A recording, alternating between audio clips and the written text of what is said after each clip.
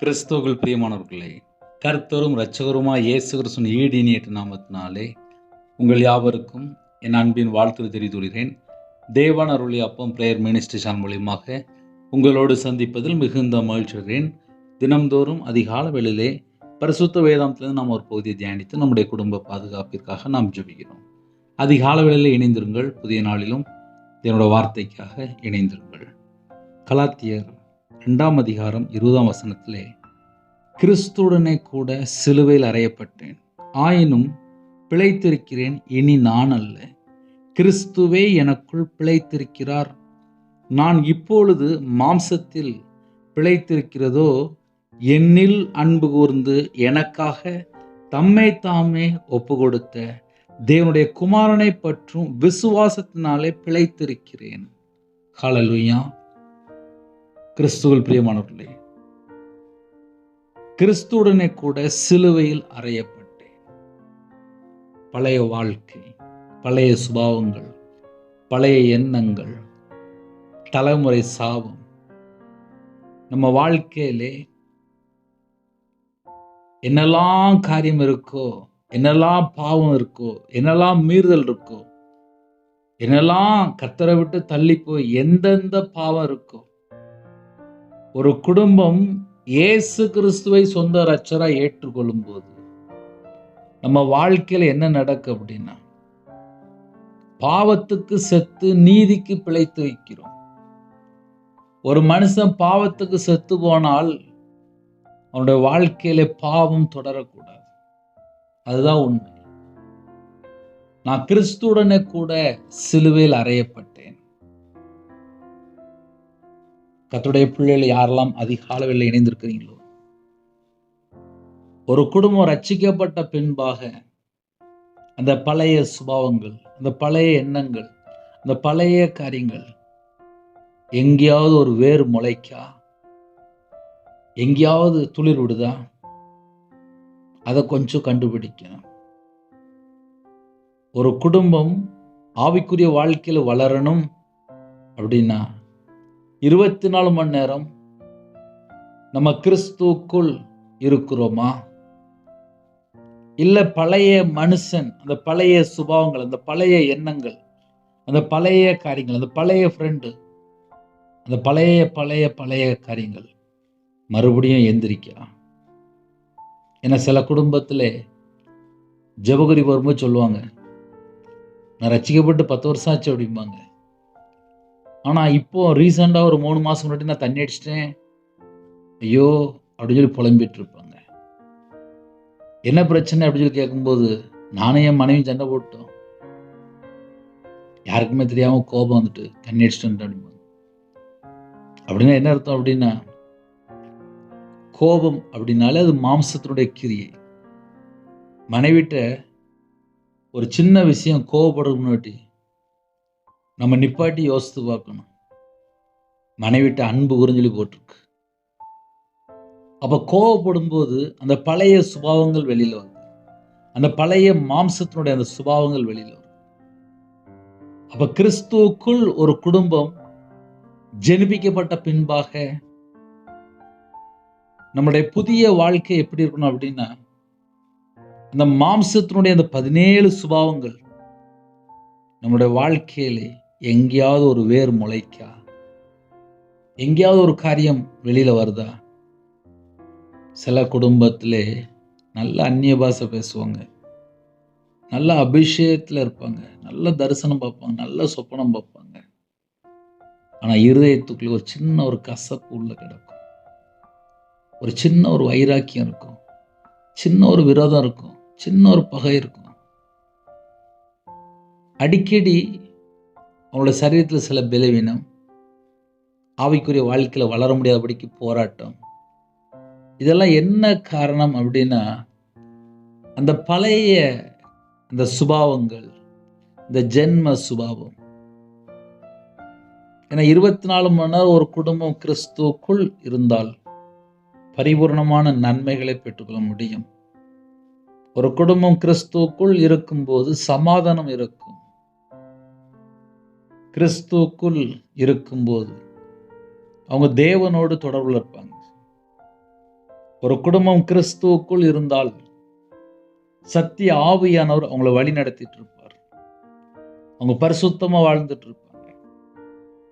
ஒரு குடும்பம் கிறிஸ்துவுக்குள் இருந்தால் அவங்களோட வாழ்க்கையில உண்மை இருக்கும். அவங்க தேவனுக்கு ஏற்றவைகளை சிந்திப்பாங்க. ஒரு குடும்பம் கிறிஸ்துவுக்குள் இருந்தால் கர்த்தரை விட்டு வழி விலகி போக மாட்டாங்க. ஒரு குடும்பம் கிறிஸ்துவுக்குள் இருந்தால் அவங்களுடைய வாழ்க்கை முழுவதும் வித்தியாசம் இருக்கும். ஒரு குடும்பம் கிறிஸ்துவுக்குள் இருந்தால் அந்த குடும்பத்துக்குள்ள போகும்போதே நமக்கு தெரியும், ஒரு சமாதானம் இருக்கும். ஒரு 30 வருஷம் முன்னாடி வேதக்காரங்க அப்படிம்பாங்க. சில கிராமத்துல, சில ஊர்ல ஏதாவது ஒரு பிரச்சனை இல்லை ஏதாவது ஒரு கேட்கணும் அப்படின்னா அங்க இருக்கிற அந்த வேதக்காரன்ட்ட போய் கேளுங்க, அவங்க கரெக்டா சொல்லுவாங்க. இல்லைன்னா அவங்களுக்கு ஜெபம் பண்ணுவாங்க, அவங்கள்ட்ட போய் ஆலோசனை கேளுங்க, கரெக்டா இருக்கும் அப்படிம்பாங்க. அதே போல வயசானவங்களா இருப்பாங்க, அவங்கள்ட்ட போய் கேட்பாங்க, கரெக்டா சொல்லுவாங்க. அதே போல அந்த குடும்பம் ஆசீர்வாதமா இருக்கும். அதுக்கப்புறம் பார்த்தா பக்கத்துல சர்ச்சுக்கு போவாங்க. அதுக்கப்புறம் பார்த்தா தேவனை தேடுவாங்க. ஒரு குடும்பம் கிறிஸ்துவுக்குள் இருந்தால் நம்மளை பார்த்து நிறைய குடும்பம் கர்த்தருக்குள் வந்துட்டு இருப்பாங்க.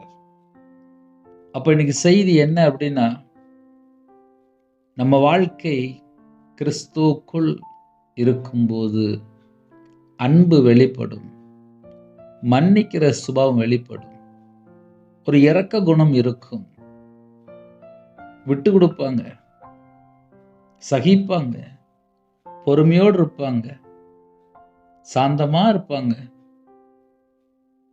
இச்சை அடக்கத்தோடு இருப்பாங்க. இதெல்லாம் கிறிஸ்துவுக்குள் இருக்கும்போது தான். உலகத்துக்குள்ள போய் பல காரியத்திலே அடிமையிலையோ இல்ல பொய் பேசியோ இல்ல லஞ்சம் வாங்கியோ இல்ல ஒரு அநீதியான காரியத்தில் ஈடுபட்டாலோ இல்ல 1 லட்ச ரூபாய் சொத்தை 2 லட்ச ரூபாய் வித்தாலோ இது எல்லாம் மாம்சத்தினுடைய கிரியைக்குள்ள போயிரும். அவங்க கிறிஸ்துவுக்குள்ள இல்லை. ஒரு குடும்பம் பரலோகத்துக்கு போகணும் அப்படின்னா கிறிஸ்துவுக்குள் இருக்கணும். தேவனுடைய வார்த்தை நம்ம இருதயத்துக்குள்ள இருக்கணும். நம்மளை பரிசுத்த ஆவியானவர் வழி நடத்தணும். அதுதான் நமக்கு முக்கியம். கொஞ்சம் வருஷம் தான் அந்த பூமியில வாழ போறோம். கொரோனா வந்துச்சு, அதுக்குள்ளே 5 வருஷம் ஆயிட்டு. வேகமா ஓடிட்டு இருக்கு. 2025 ஆரம்பிச்சது, முடிய போகுது. அவ்வளவு வேகமா வேகமா வேகமா போயிட்டு இருக்கும். நிறைய குடும்பத்திலே கொரோனாக்கு அப்புறம் ஒரு வாழ்க்கை இருக்குமா, இதுக்கப்புறம் வாழ்க்கை எப்படி இருக்கும் அப்படின்னு சொல்லி யோசித்தாங்க. கொரோனாக்கு அப்புறம் 4 வருஷம் ஆச்சு. இது எல்லாமே கிருபை கிருபை கிருபை கிருபை கிருபை. ஜீவ சுவாசத்தை அவருடைய உள்ளங்கையில வச்சிருக்காரு. அதனால காலவேளை கர்த்தருடைய பிள்ளைகள் கிறிஸ்துவுக்குள் இருக்கிறது ரொம்ப ரொம்ப அவசியம். ஏன்னா நிறைய குடும்பத்திலே எங்களுக்கு யாராவது ஆவிக்குரிய வாழ்க்கையில வளர்றதுக்கு எங்களுக்கு யாராவது சொல்லி தருவாங்களான்னு சொல்லி எத்தனையோ குடும்பத்திலே செய்தி கேட்கிற குடும்பங்கள் உண்டு. என்னுடைய தனிப்பட்ட வாழ்க்கையிலே நான் கையில பைபிள் எடுத்து வாசிக்கும் போது என் இதயத்துக்குள்ள என்னெல்லாம் இருக்கு, வசனத்தின் மூலியமா ஆவியான வெளிப்படுத்தும் போது தேவனுடைய சமூகத்திலே தாழ்த்த ஆரம்பிச்சேன். கண்ணீரோடு ஜெபிக்க ஆரம்பிச்சேன். எல்லாருடைய வாழ்க்கையிலும் எங்கேயோ ஒரு இடத்துல ஒரு குறை இருக்கும். ஒரு மனுஷன் கிறிஸ்துவ விட்டு வழி விலகிறானாலே ஏதோ ஒரு துன்மார்க்கத்துக்குள்ளேயோ ஏதோ ஒரு பாவத்துக்குள்ளேயோ ஏதோ ஒரு அக்கிரமத்துக்குள்ளேயோ விழுந்துருவான். வெளியே தெரியாது. சிம்பிளா சொல்றேனே, கண்களின் இச்சை, ஜீவனத்தின் பெருமை, மாம்சத்தின் இச்சை. 24 மணி நேரம் ஒரு குடும்பம் தேவனுக்கு பிரியமானபடி வாழணும், கிறிஸ்துவுக்குள் இருக்கணும் அப்படின்னா கண்களின் இச்சை இருக்கக்கூடாது, மாம்சத்தின் இச்சை இருக்கக்கூடாது, ஜீவனத்தின் பெருமை இருக்கக்கூடாது. பார்த்ததெல்லாம் ஆசைப்படுறது, எதை பார்த்தாலும் ஆசைப்படுறது, காரை பார்த்தா காரை ஆசைப்படுறது, வீடை பார்த்தா வீடை ஆசைப்படுறது, எதை பார்த்தாலும் பக்கத்து வீட்டில் தான் பார்த்துருப்பாங்க, அதையும் ஆசைப்படுறது. வேலைக்கு போவாங்க, அங்கே பார்க்குறது ஆசைப்படுறது. வியாபாரத்துக்கு போவாங்க, அங்கே பார்க்குறது ஆசைப்படுறது. ஒரு கடையில் போய் சூப்பர் மார்க்கெட் நினைப்பாங்க, பார்த்ததெல்லாம் ஆசை ஆசை ஆசை ஆசை. நம்ம ஒரு பொருள் வாங்குற முன்னாடி, இல்லை எதையாவது ஒன்று யோசிக்கிற முன்னாடி நம்ம நிதானமாக நிப்பாட்டி செக் பண்ணி பார்க்கலாம். இது கண்களின் நிச்சயா, இது மாம்சத்தின் நிச்சயா, இது ஜீவனத்தின் பெருமையா? இதெல்லாம் நம்ம நார்மலாக யோசித்து பார்க்கலாம். கிறிஸ்துவுக்குள் அடக்கம் பண்ணப்பட்ட வாழ்க்கையா இருந்தால் அவ்வளவு மனரம்யமா இருக்கும். அவங்களுடைய வாழ்க்கையிலே இந்த உலகம் ஃபுல்லா ஒரு வித்தியாசமா இருக்கும். நான் 2015 2016 அதிகமா பைபிள் வாசித்துட்டு இருப்பேன். ஏன்னா வியாபாரத்துல பல லட்சங்கள் கடன், நஷ்டத்துல இருக்கும்போது என்ன செய்யணும்னு தெரியாது. நைட்லாம் ஒரு 8 மணி நேரம் உட்காந்து பைபிள் வாசித்துட்டு இருப்பேன். சில நேரத்தில் வியாபாரத்தில் இருக்கும்போது 8 மணி நேரம் தாண்டி பைபிள் வாசித்துருப்பேன். ஆனால் கையில் பைபிள் எடுத்து வாசிச்சதுக்கு அப்புறம் தெரியுது, என்னோட வாழ்க்கையில நான் கர்த்தருக்கு பிரியமானபடி வாழலை. வசனம் அழகா தெளிவு எழுதப்பட்டிருக்கு. ஒரு மனுஷனோட வாழ்க்கையில பாவம் இருக்குமானால் தேவனுடைய மகிமை இழந்து போயிட்டான். வேற ஒண்ணுமே இல்லை. ஐயா, ஒரு பாவம் பண்ணிட்டேன் ஐயா, முதல்ல எனக்கும் தேவனுக்கும் நடுவில் ஒரு பிரிவினை. இதெல்லாம் கையில பைபிள் எடுத்து வாசித்து வசனத்தின்படி என்னோட வாழ்க்கை எப்படிலாம் திரும்பணும், எங்கெல்லாம் கர்த்தர் விட்டு தள்ளி போயிருக்கேன், ஒவ்வொன்றா செக் பண்ணி பார்க்க ஆரம்பிச்சேன். அப்ப கிறிஸ்துவுக்குள் அப்படின்னாலே நம்ம வாழ்க்கை கிறிஸ்துவுக்குள் இருக்கா, இல்லை இன்னும் இந்த உலகத்துல ஏதாவது ஒரு காரியத்திலே ஆத்மா ஒட்டிட்டு இருக்கா, மண்ணோட ஒட்டிட்டு இருக்கான்னு சொல்லணும். ஏன்னா சில குடும்பத்துல மண் ஆசை, பண ஆசை, எதை பார்த்தாலும் ஆசை. இவங்கெல்லாம் எப்படி கிறிஸ்துவுக்குள்ள இன்னும் ஆழமா இன்னும் வளர முடியும்? நல்லா யோசித்து பாருங்க. நான் திருநெல்வேலி பகுதியில் இருக்கிறேன். சர்ச்சு கட்டுறதுக்கு ஒரு சின்ன இடம் பார்த்துட்டு இருந்தேன். எங்க போனாலும் லட்சக்கணக்காகுது. பார்த்தேன், கர்த்தர் கொண்டு வருவார், வேலை வரட்டும், நிப்பாட்டியாச்சு. ஏன்னா லட்ச லட்சமா இருக்கு. தேவனுக்கு தெரியும், தேவனுக்கு தெரியும் ஒரு மனுஷனை எந்த இடத்துல வைக்கணும், எப்படி வெளியில கொண்டு வரணும், எப்படி உயர்த்தணும், தேவனுக்கு தெரியும். ஒரு மனுஷன் கிறிஸ்துவுக்குள் இருக்கிறது தான் பரிபூர்ணமான ஆசீர்வாதம். ஐயா, 1000 கோடி சொத்து இருக்கலாம், இன்னைக்கு ராத்திரி செத்தா நான் பரலோகத்துல நிப்பேன்னு சொல்லி அந்த நம்பிக்கை இருக்கா? ஆவிக்குரிய வாழ்க்கையில எப்படி செக் பண்ணி பார்க்கணும் அப்படின்னா, இன்னைக்கு கர்த்தருடைய வருகையா இருந்துச்சுன்னா நம்ம போய் சேர்ந்துருவோமா, மறுரூபம் ஆயிடுவோமா, நம்ம வாழ்க்கை ஏனோக்கை போல இருக்கா? ஒரு சாட்சியுள்ள ஒரு வாழ்க்கை வாழணும் அப்படின்னா இந்த உலகத்துல எத்தனையோ தேவையில்லாத கோடிக்கணக்கான காரியங்கள் இருக்கு. நெருங்கி நிற்கிற பாவம் என்று எழுதப்பட்டிருக்கு. நம்மளை சுத்தி என்ன இருக்கும் அப்படின்னா பாவம் தான் அதிகமா இருக்கும். இதையெல்லாம் வெறுத்துட்டு ஓடணுமா, வெறுத்துட்டு ஓடணும். அப்ப ஆவிக்குரிய வாழ்க்கையிலே ஒரு மனுஷன் கிறிஸ்துவுக்குள் இருக்கணும் அப்படின்னா எல்லாவற்றையும் விட்டு வெறுத்து கர்த்தருக்காக ஒரு மனுஷன் இருக்கணும். அப்படி ஒரு வாழ்க்கை இருந்துச்சு அப்படின்னா கண்டிப்பா ஆசீர்வாதம். கிறிஸ்துவுடனே கூட சிலுவையிலே அறையப்பட்டேன். அந்த வார்த்தையை கொஞ்சம் ஆழமா சொல்லி பாருங்க, அர்த்தம் புரியும். ஒரு மனுஷன் கிறிஸ்துவுடனே சிலுவையில் அறையப்பட்டால் பேசுற வார்த்தை மாறிடும், பார்க்கிற பார்வை மாறிடும், சிந்தனை மாறிடும், நம்முடைய ஹார்ட் மாறிடும், நம்முடைய சரீரத்தில் உள்ள அந்த எல்லா அவயங்கள் எல்லாம் புதுப்பிக்கப்பட்டுரும். நம்ம உடம்புல ஒரு ரத்தமெல்லாம் இயேசு கிறிஸ்து ரத்தமா மாறிடும். கலாத்தியர் 4:6 போட்டிருக்கு, தேவன் தமது குமாரனுடைய ஆவியை உங்கள் இருதயங்களில் அனுப்பினார். அப்ப என் இருதயத்துக்குள்ளே குமாரனுடைய ஆவி வரும்போது என்னோட வாழ்க்கையில் சுபாவங்கள், எண்ணங்கள் எல்லாம் மாறும். எல்லாம் மாறும். டோட்டலா மாறும். டோட்டலா மாறும். அப்ப கர்த்தருடைய பிள்ளைகள் ஆசீர்வதிக்கப்படணும் அப்படின்னா சுபாவங்கள், எண்ணங்கள், நினைவு இதெல்லாம் மாறி இருக்கா என்பதை ஆராய்ந்து பார்க்கணும். ஏன்னா காலவேளையிலே நிறைய குடும்பத்திலே பலவிதமான பிரச்சனைகள், பலவிதமான தேவைகள் எல்லாருடைய வாழ்க்கையிலும் உண்டு. எல்லாருடைய வாழ்க்கையிலும் உண்டு. என்னுடைய தனிப்பட்ட வாழ்க்கையில நான் ஆவிக்குரிய வாழ்க்கையில வளரன்னு சொல்லி நினைக்கும் போது முதல்ல குடும்பம், பிள்ளைகள், அதுக்கப்புறம் ஊழியம் எல்லாத்தையும் பார்க்கணும். அப்ப 24 மணி நேரம் ஒரு மனுஷன் நம்ம என்னெல்லாம் யோசிக்கிறோம் எல்லாமே பரலோகம் பார்த்துட்டு இருக்கு. நம்ம இருதயத்துக்குள்ள என்ன இருக்கு தேவனுக்கு தெரியும். நம்ம இன்னைக்கு காலையில நமக்கு என்ன வேணும் தேவனுக்கு தெரியும். நம்ம குடும்பத்துக்கு எப்படி பாதுகாக்கணும் தேவனுக்கு தெரியும். ஆனா நம்ம என்ன தெரியுமா யோசிக்கணும், நம்ம கிறிஸ்துவுக்குள் இருக்கிறோமா, கிறிஸ்துனுடையவர்கள் என்று எழுதப்பட்டிருக்கு. நம்ம உண்மையிலே அப்படிப்பட்ட ஒரு வாழ்க்கையா இருந்தால் அந்தந்த நாள்ல தேவன் எல்லா தேவைகளும் சந்திப்பார். தேவன் எல்லா தேவைகளும் சந்திப்பார். என் வாழ்க்கையில் எனக்கு அப்படி ஒரு கிருபை கிடைச்சது. நான் முழு நேர ஊழியத்துக்கு வந்தேன்.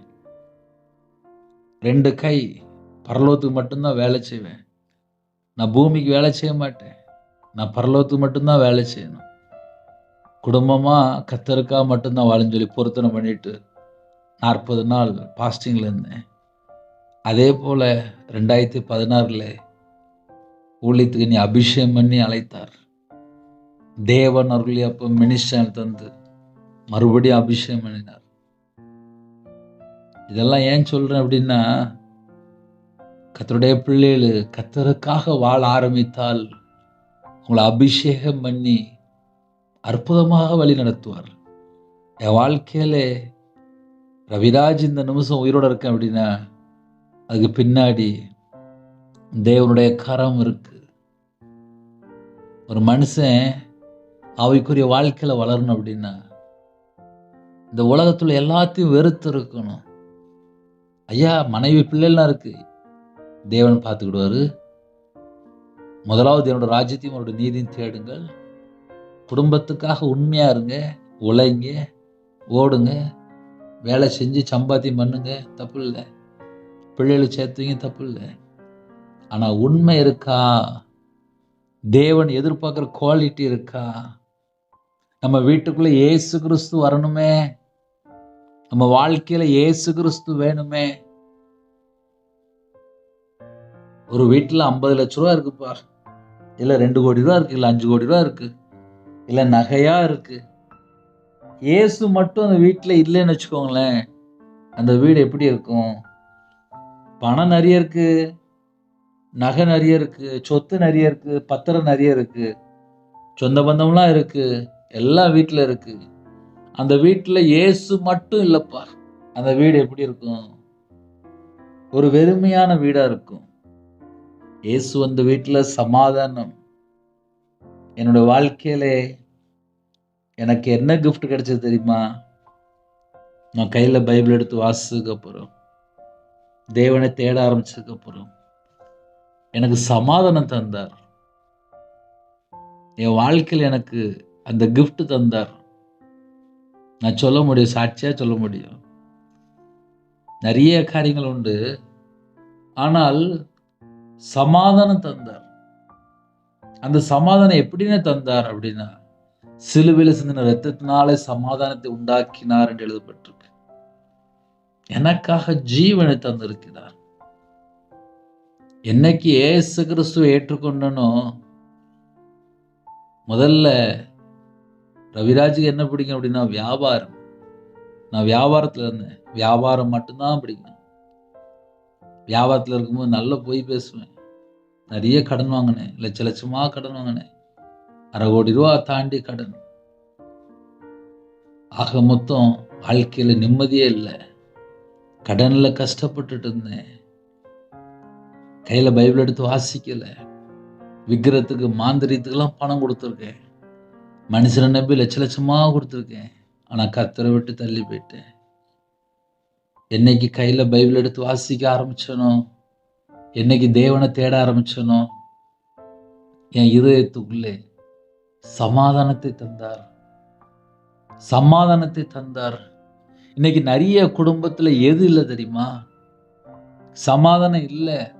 வீட்டில் பணம்லாம் செழிப்பா இருக்கு, நகைலாம் செழிப்பா இருக்கு. சில குடும்பத்தில் இல்லாமல் இருக்கு, அது வேற விஷயம். ஆனால் சில குடும்பத்தில் அளவுக்கு அதிகமாக சேர்த்தாச்சு, ஆனால் பயம்தான் இருக்கு. ஏன்னா நகையை பாதுகாக்கணும், இல்லை பணத்தை பாதுகாக்கணும், இல்லைன்னா சொத்தை பாதுகாக்கணும், இல்லைன்னா பிள்ளைகளை பாதுகாக்கணும். பயம் மட்டும்தான் வீட்டில் இருக்கு. நிறைய குடும்பத்தில் வீட்டில் கேமராலாம் மாட்டி வச்சுட்டாங்க, ஆனாலும் பயம் மட்டும்தான் இருக்கு. என்ன காரணம்? ஒரு மனுஷன் கிறிஸ்துவுக்குள் இருக்கிறானா?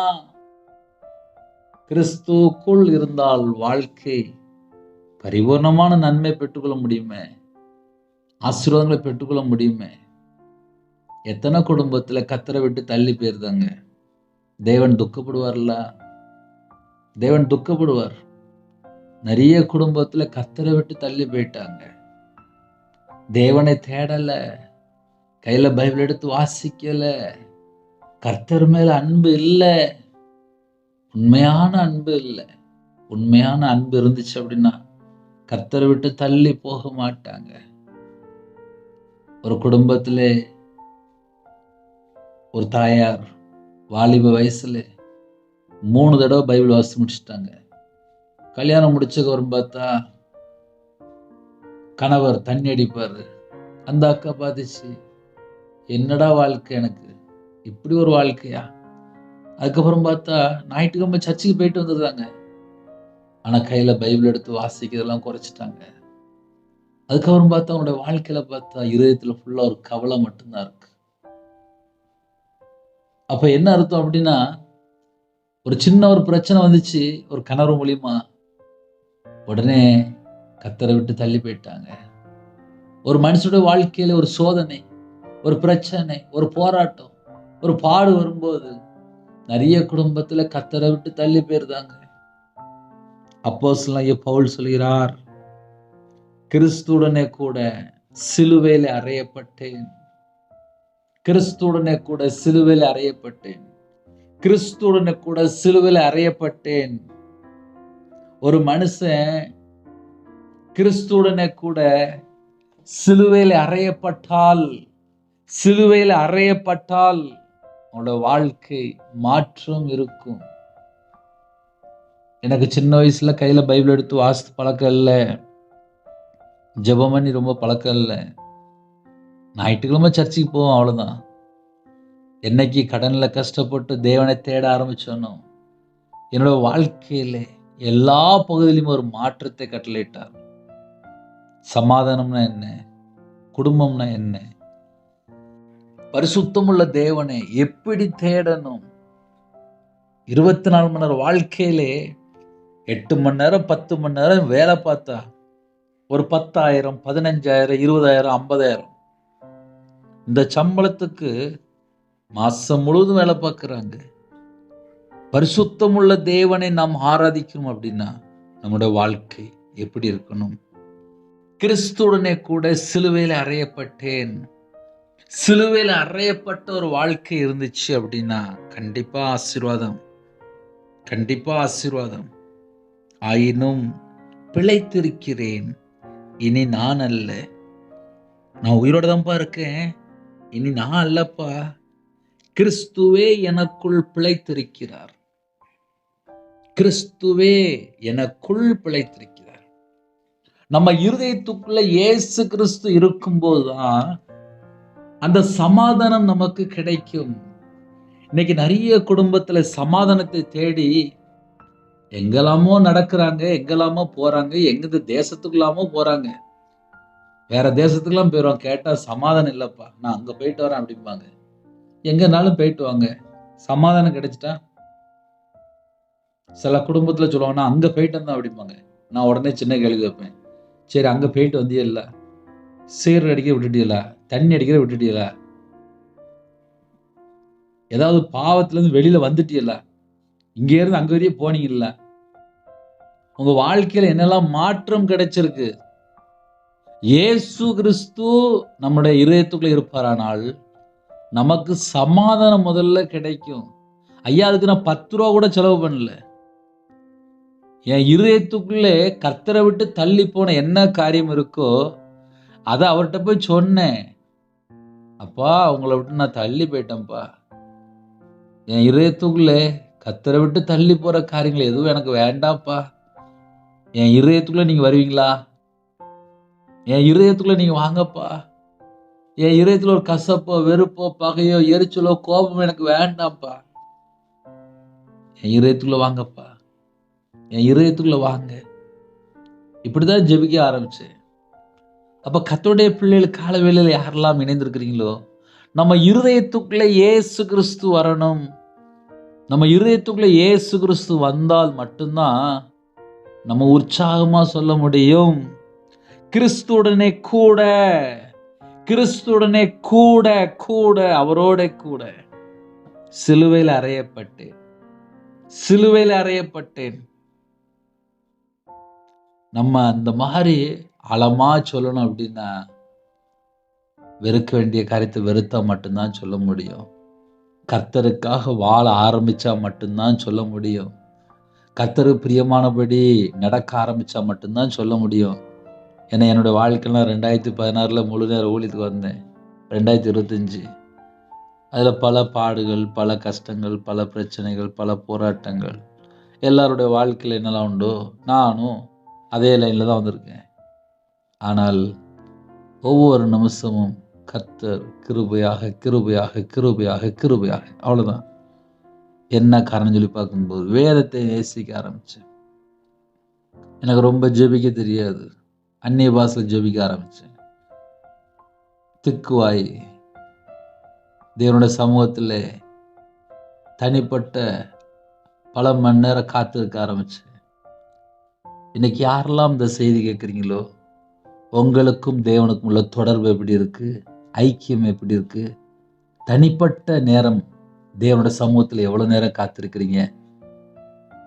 ஒரு குடும்பம் செல்ஃபோனை கையில் எடுத்தாச்சுன்னா போதும், 5 மணி நேரம் 6 மணி நேரம் சந்தோஷமா பார்க்குறாங்க.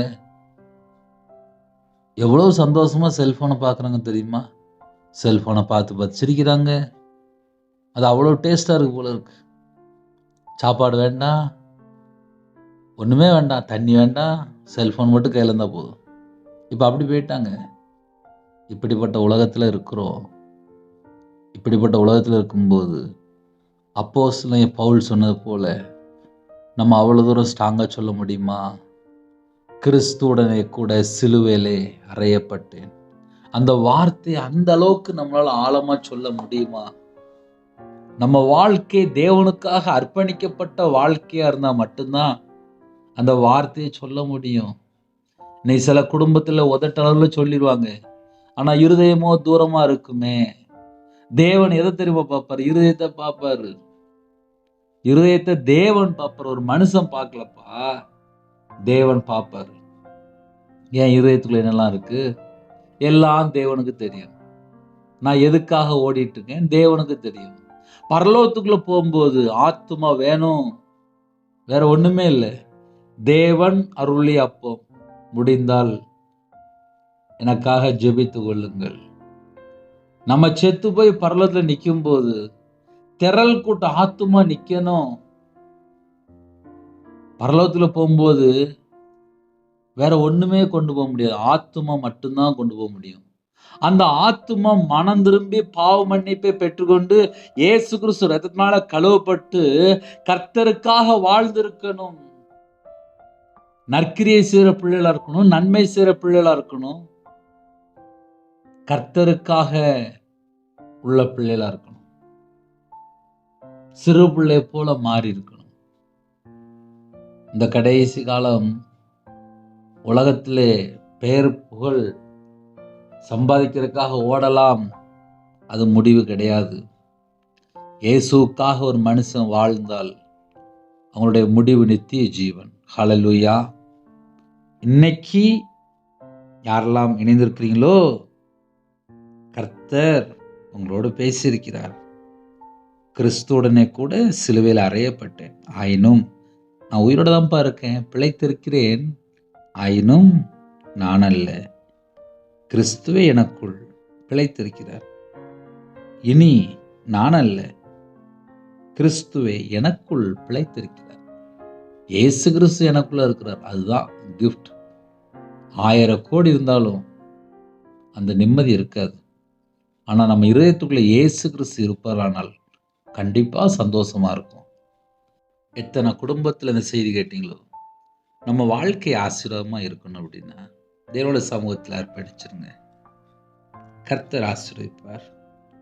ஒருவேளை ரொம்ப வீட்டில் நிறைய பிரச்சனையா இருக்கேனே, ரொம்ப கஷ்டமா இருக்கு, ரொம்ப கடன் பிரச்சனை இருக்கு, வீட்டில் யாருமே சரியில்லை, ரசிக்கப்படலை, வீட்டில் இப்படிலாம் பிரச்சனைக்குனே, நாங்களே ரொம்ப பிரச்சனை தான் வாழ்ந்துட்டு இருக்கோம். எக்ஸாம்பிளுக்கு என்னை சொல்லியிருந்தேன், நான் 2016 ரொம்ப கடனில் கஷ்டப்பட்டாள். இயேசுவை ஏற்றுக்கொண்டேன், கையில் பைபிள் எடுத்து வாசிக்க ஆரம்பித்தேன். கண்ணீர் மட்டும்தான் என் வாழ்க்கையிலே 5 வருஷம் இருந்துச்சு. 2015 2020 வரைய கண்ணீர் மட்டும்தான். கொரோனா நேரத்தில் கண்ணீரோடு தான் ஜெபிக்க ஆரம்பித்தேன். எங்கள் வீட்டில் அம்மா இறந்து போயிட்டாங்க, எங்கள் ஃபேமிலியில் 2 பேர் இறந்து போயிட்டாங்க. அதனால் கிறிஸ்துவுக்குள்ள வந்ததுக்கப்புறம் பல அனுபவம் உண்டு, பல காரியங்கள் உண்டு. ஆனால் பொறுமை வேணும், நீடிய பொறுமை வேணும்.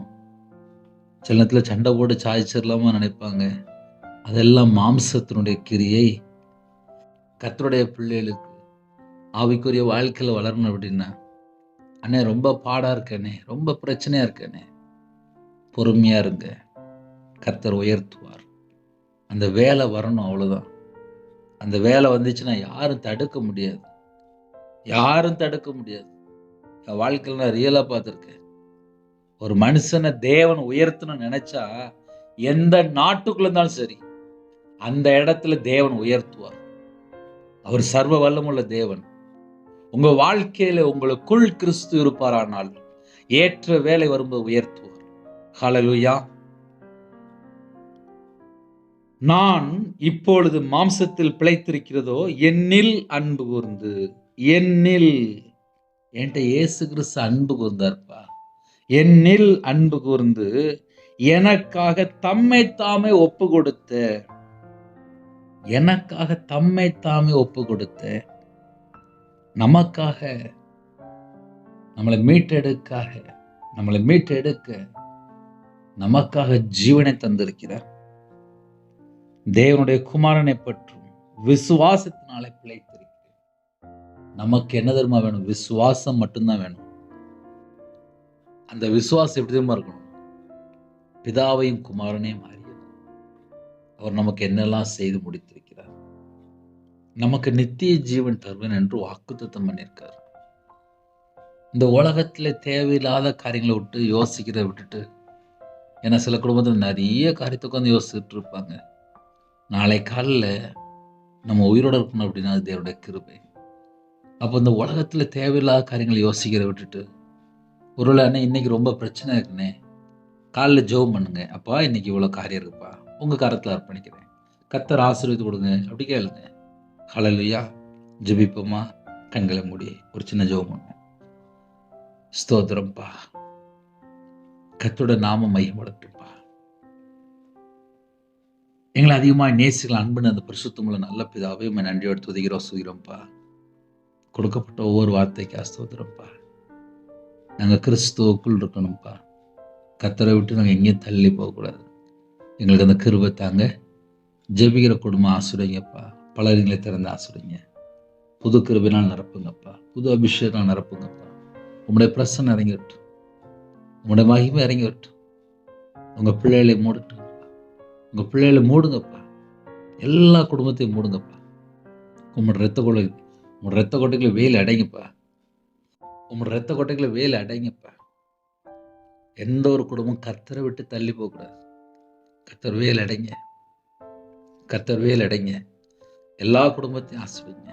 ஜெப அபிஷேகம் தாங்க, தியானிக்கிற அபிஷேகம் தாங்க, துதிக்கிற அபிஷேகம் தாங்க. சத்துருவுல மேற்கொள்ள அபிஷேகம் நடத்துங்கப்பா. அழிந்து போகிற ஆத்துமாக்களுக்காக ஜெபிக்கணும்ப்பா. சுவிசேஷ தாகம் தாங்கப்பா. கிருபை தாங்க. வெளியில் புறப்படுற எல்லா குடும்பத்தையும் உங்களோட ரத்த கொட்டைகளை வேலையடைத்து சரீரத்தில் பலவீனத்தோடு படுத்த படுக்கலை யாரெல்லாம் ஜீவிக்கணும். கர்த்தர் ஒவ்வொரு குடும்பத்துக்கும் தீர்காயுசை கட்டிடுங்க. பூரண சுகம் தாங்க. கர்த்தரை விட்டு தள்ளி போன பாவங்கள் என்னெல்லாம் இருக்கோ உங்களுடைய எல்லா பாவத்தையும் மன்னித்து மறுபடியும் கல்வாரி அன்பினாலே உங்கள் பிள்ளைகள் நிரப்புங்க.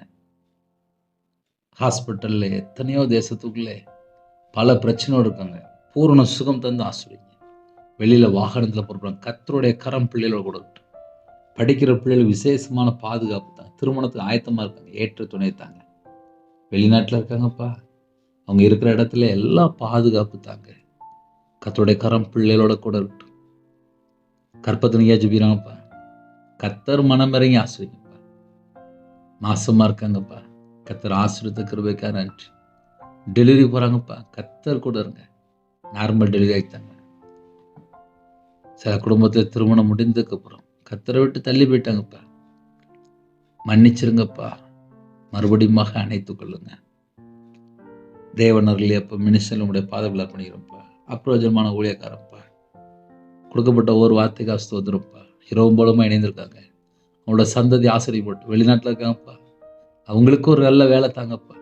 அவங்களுக்கு வேலை செய்கிற இடத்துல ஒரு உயர்வு தாங்கப்பா. கவர்மெண்ட் வேலை தாங்கப்பா. எல்லாரும் நல்ல பொசிஷனில் இருக்கணும்ப்பா. கிருபை தாங்கப்பா. எத்தனையோ குடும்பத்தில் பணம் இல்லை, வேலை இல்லாமல் இருக்குது, கஷ்டப்படுறாங்கப்பா. சம்பளம் வராமல் இருக்குது, பென்ஷன் வராமல் இருக்குது. சில குடும்பத்தில் பல மாதமாச்சுப்பா உபத்திரப்படுறாங்க. கடன் பிரச்சனை, கண்ணீர் வாழ்க்கை.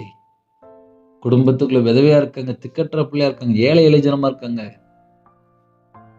நிறைய குடும்பத்தில் கர்த்தரை விட்டு தள்ளி போயிட்டாங்கப்பா. மன்னித்து அப்போ உங்கள் பிள்ளைகளை ஏற்றுக்கொள்ளுங்க. இந்த நாளின் எல்லா குடும்பத்தையும் ஆசிரியங்க. உங்கள் நாம மட்டுமே விடுச்சு உங்களுடைய ஜீவன்களை தாழ்த்து விடுகிறோம். துதி கன மகிமை எல்லாம் ஒருவருக்கே செலுத்திடும். இயேசு கிறிஸ்துவின் பிதாவே ஆமென். தேவனுக்கே மகிமை உண்டதாக. கர்த்தர் தாமே உங்களை உங்கள் குடும்பத்தில் சகல காரியத்திலும் சம்பூர்ண திருப்தியாக கர்த்தர் கொடுத்து ஆசீர்வதிப்பாராக. ஆமென். கர்த்தராகிய இயேசுவின் கிருபையும் பிதாவாகிய அன்பும் பரிசுத்தனுடைய ஐக்கியமும் இப்பொழுதும் எப்பொழுது சதா காலங்களையும் நம் அனைவரும் கொடுப்பதாக. ஆமென். கிறிஸ்துவில் பிரியமானவர்களே, எனக்கு ஜெபித்துக் கொள்ளுங்கள். 9363064181 நம்பர்கள் உண்டால் நாங்கள் உங்களுக்காக குடும்பத்துக்காக ஜெபிப்போம். கர்த்தர் உங்களை உங்கள் குடும்பத்தை சகல காரியத்திலும் சம்பூர்ண திருப்தியாக ஆசீர்வதிப்பாராக. ஆமென். God bless you.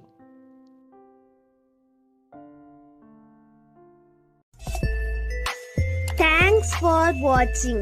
Please subscribe our channel. Click the like and share. Click the bell. God bless you.